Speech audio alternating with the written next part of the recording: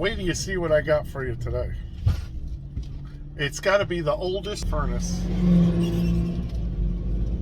I have seen in a long time. I mean, the house was built in 1954. This may very well be the same furnace, but it has the old, I don't know if it's a Carlin, but we'll see when we get there. It's got the old style burner that hangs on the front of the furnace, and it's getting so bad that all the lines in it are all stripping, and I haven't been able to take it apart this year. So I finally talked them into putting a good used Carlin EZ-1 on it. I've got the pedestal. I have had one on the shelf for 15 years. The only thing I didn't have was a longer tube, so I got a long tube, 9-inch tube, and I got a flange just because it's kind of easier to seal it up against the front of the furnace if you have the flange and a piece of K-wool blanket or something. Because frankly, when we did these, we just stuck them on the pedestal, stuffed it with insulation, and let it run. It wasn't physically bolted to the furnace. It just sat there. And I had some of them that we did on boilers that ran for 20 years. Never had any trouble with them. So that's what we're going to do with this one. We'll see. Sometimes you can put, a drive screw and a electrical clamp bracket, and just to hold it so it don't rattle out. But we'll see. Probably what I'm going to do. But I don't know. This guy's he's been with us a long time. 90 years old. He won't change the furnace. He doesn't want. Hopefully he doesn't stand over my shoulder so I can film this, but sometimes he does. Depends on how he's feeling that day. Alright, here we go. Look at this. Nothing says old person living here as untrimmed bushes and piles of stuff and uncleared walkways. Alright, don't mind the truck, it's a mess. Anyway, here's what I got. I got a burner off a old weil-mclain, well, not an old one. It's probably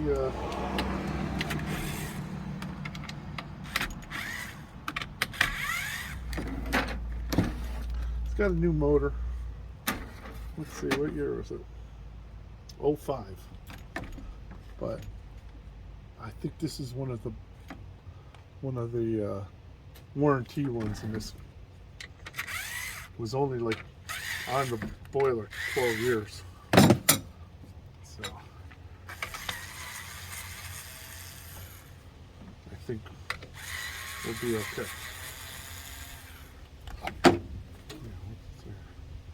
Yeah, 05. Even so, it's only 16. Take this one off because I need a longer tube.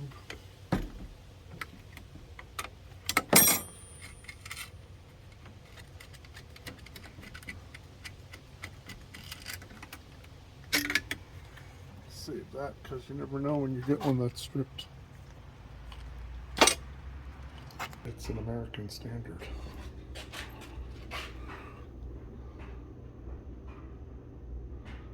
Air conditioning division. And look at it. I think it's a quiet heat, but I'm pretty sure.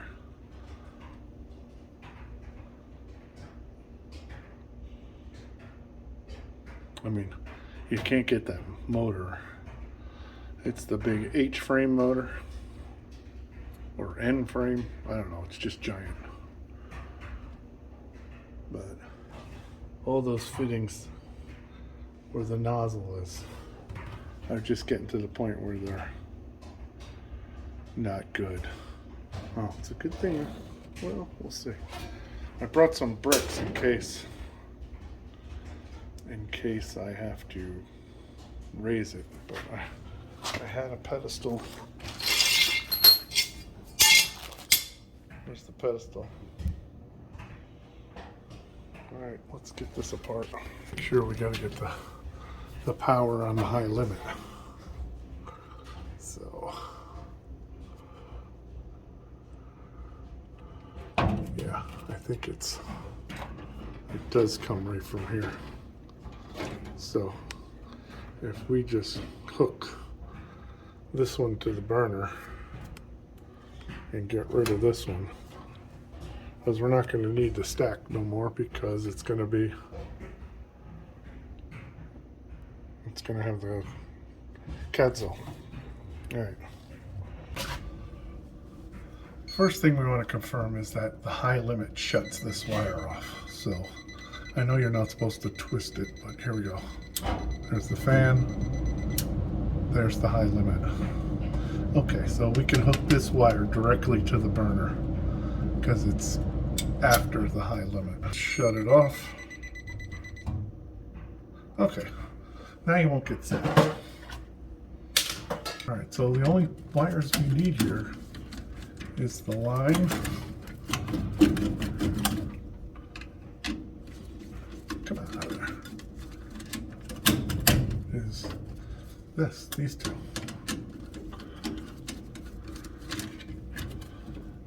We're gonna take these out anyway because we're gonna leave the stack relay stuck in the hole.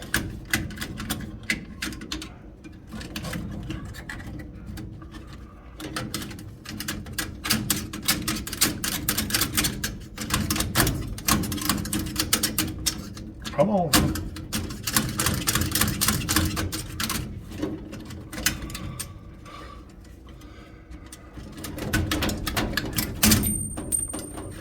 And we'll get rid of that. And we need the thermostat wire. We will just hook that right to the pedestal relay.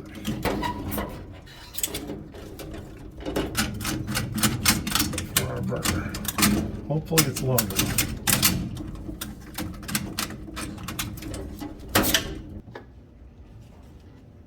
Oil line.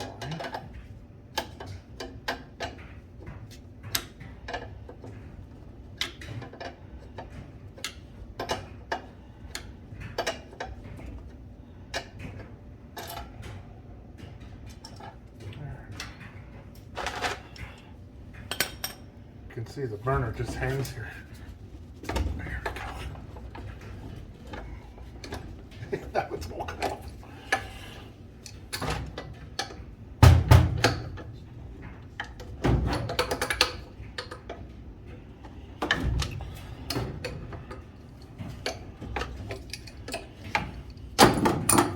There we go. If I can reuse this, save me $40.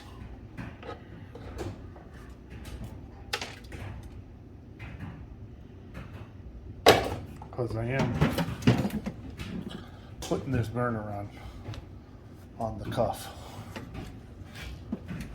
Let's see if it comes out.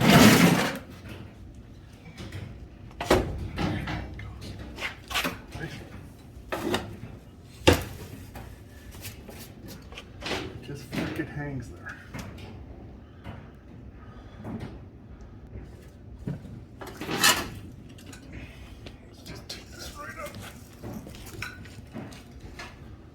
Has a little crack in it, but it's on the front side. So, on the front side, so I'll just put some insulation there. I'll put some insulation there. Look at the inside. We got the screws. Measure from the chamber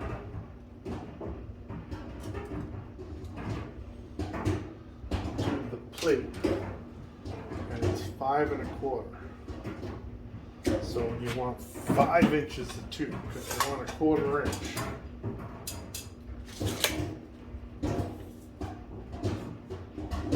So we can put it on first.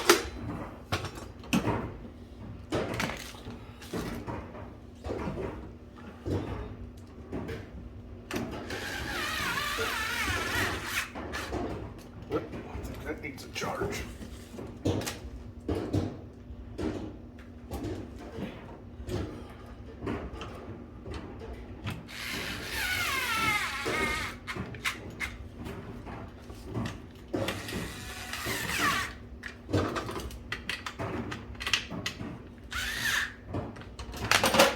Now you measure from the end of the tube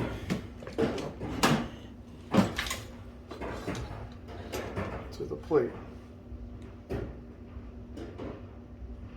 Oh, 5 inches. So that's 5 inches right there.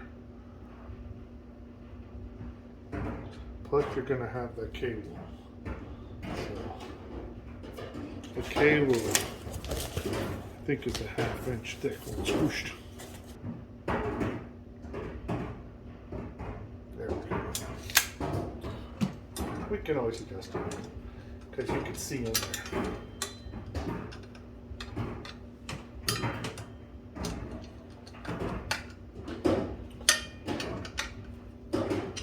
Snug the tops,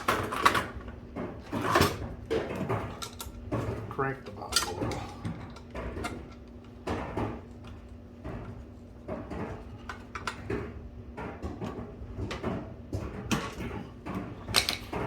Next, the screws go to the back, well, the inside, because if we don't, you can't thread these bolts all the way up. They'll hit the motor.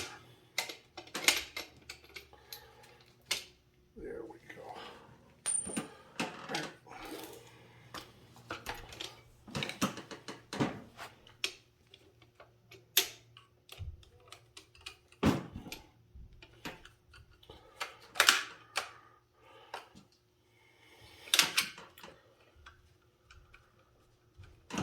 Here we go.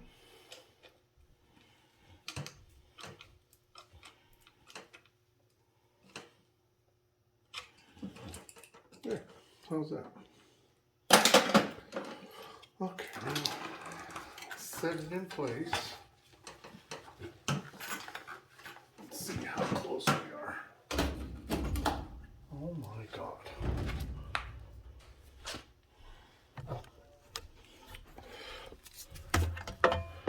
We are like right on center. I think that's pretty good. All right. Back in the day, we used to fill it up with vermiculite, but I don't have any. And I'm not buying a huge bag.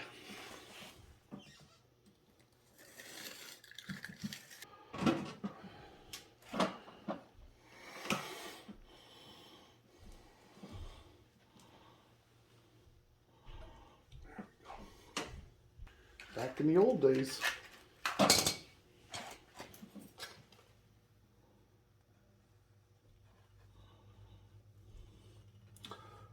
Wrap it like this. Just put a couple pieces of mechanics wire around it. You buy any Lin chamber that you have to cut in half, that's what it comes with.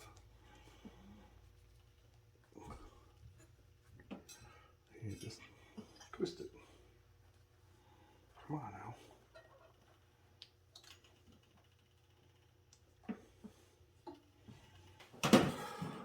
Just keeps the tube from overheating.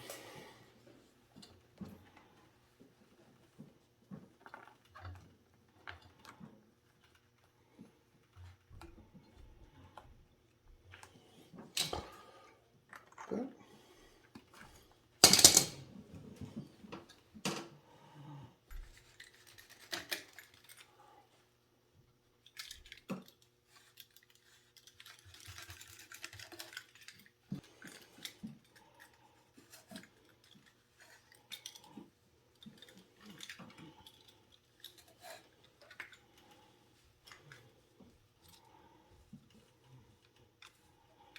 And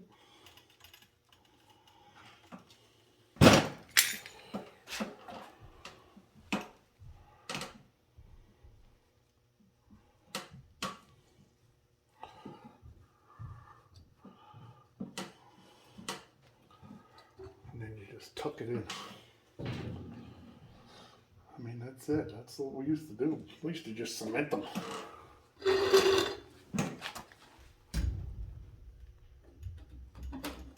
Doing this.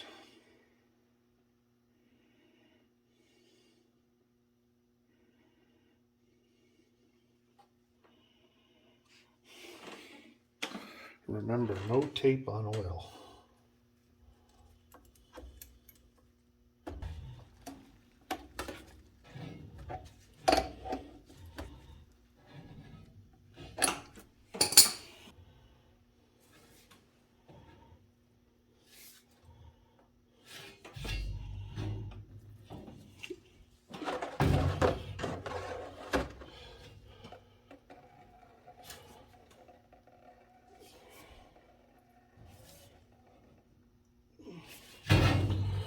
Nice and easy so it don't crack or kink.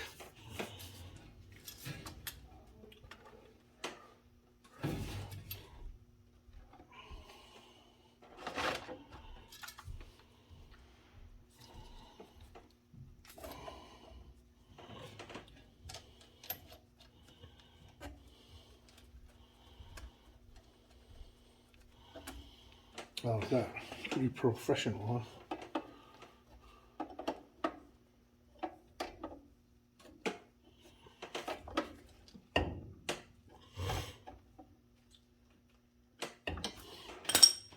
There we go. Take the rest of the pieces.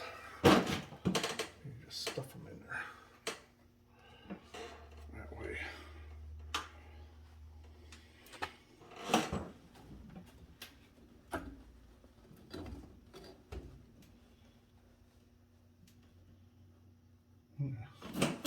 Okay. Nice and tight. Nice and tight.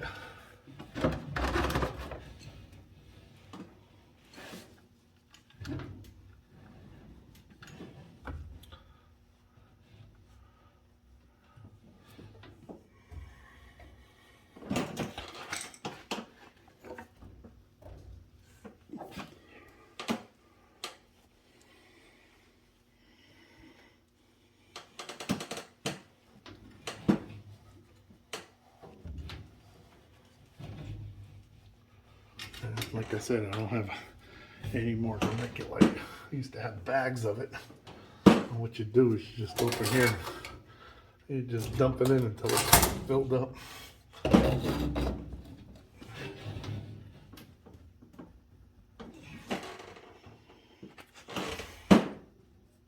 Yeah, see, it's tight. Once this cable gets hot, it stiffens up.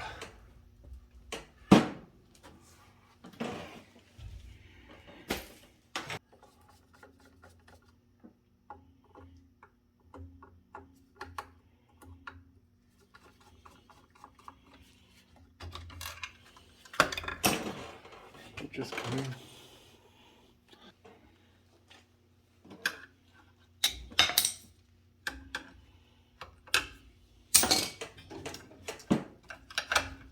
Butter. It's like butter.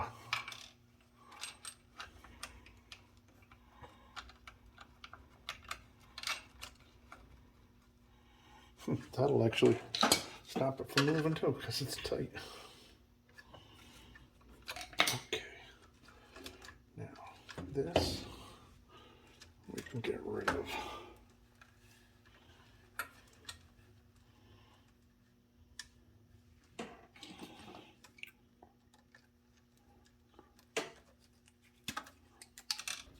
This one we gotta cut because that's the neutral for the stupid line heater that you don't need. Throw that out. Get rid of that.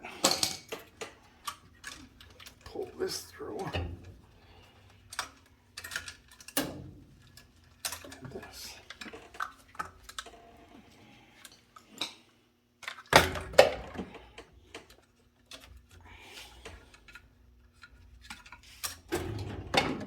that.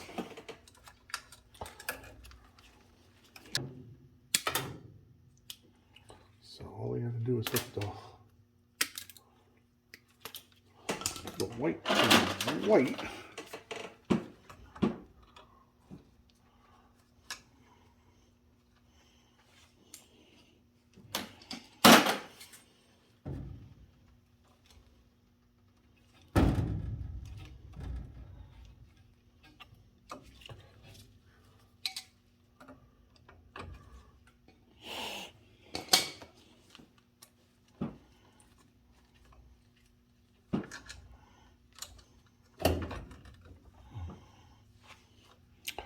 We have to hook the black and the red.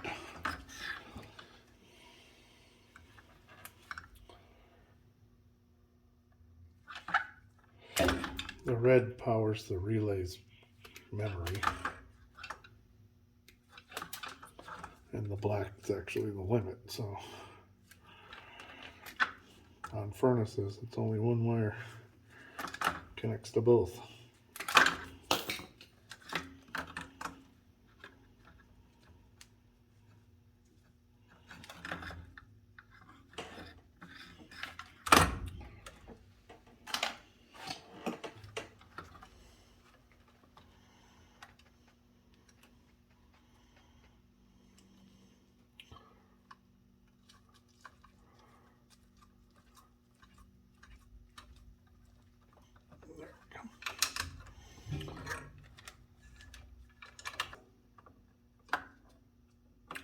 No, it's both.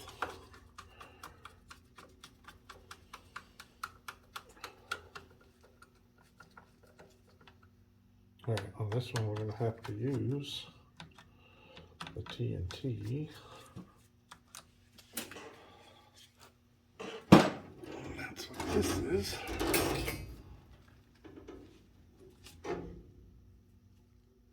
But it looks like they're using the red and the blue, which is wrong. On stack relays, it's white and blue. Will burn, remember that?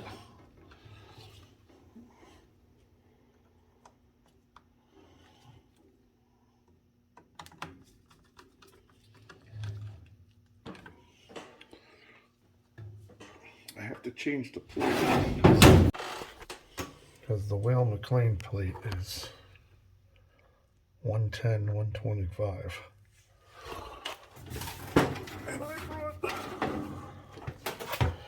And I brought a 85, 1 gallon, because that's all that was in this thing, was an 85. We'll try it. If it cycles, then we'll put a gallon in it.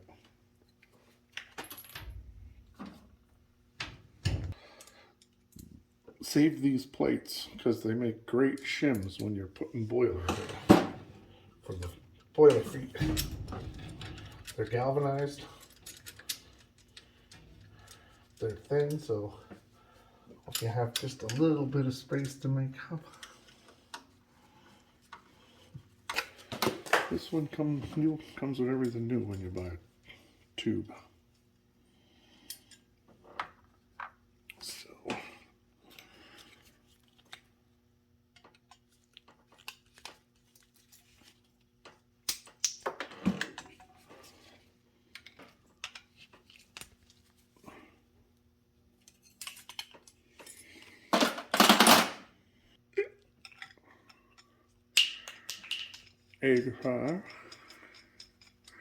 And remember, these are machine surfaces.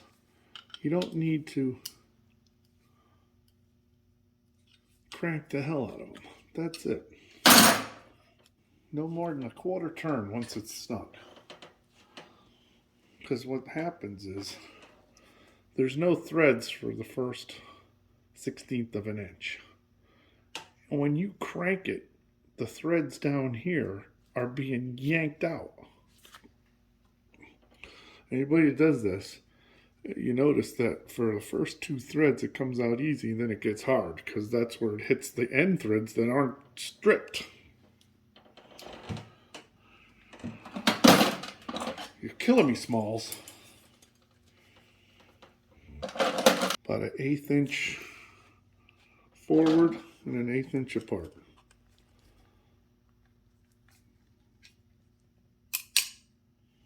And that's it. And about a 1/2 inch off the point. The retaining head should just slip through it, see? Nice and easy. If it's hard, you get them too close together. If it's too easy, they're too far apart. That's it. In we go.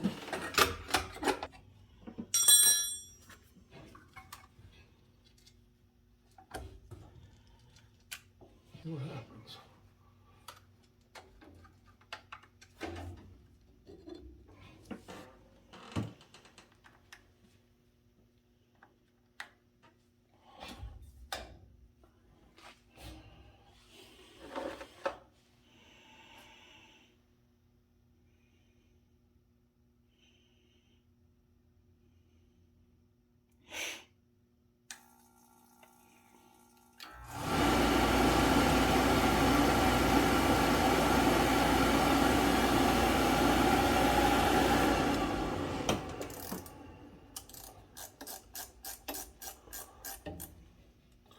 She's all purged. I remember back in the 80s when I was doing this, we would just mix up a giant bowl of sand mix. And just go boom. And just stick it there.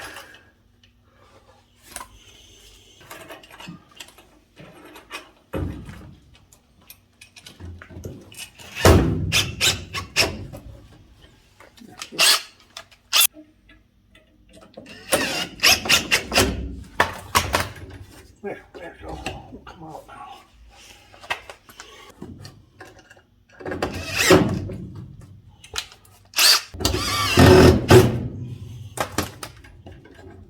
Oh, yep.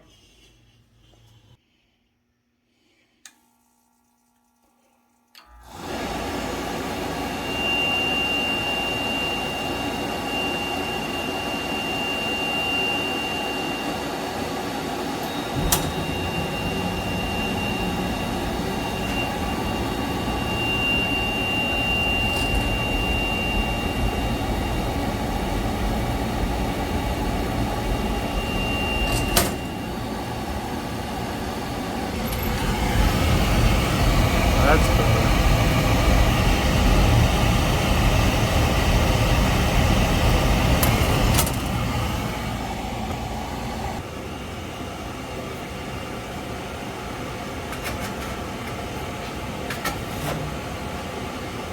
I'm so glad we didn't have video cameras when we were kids.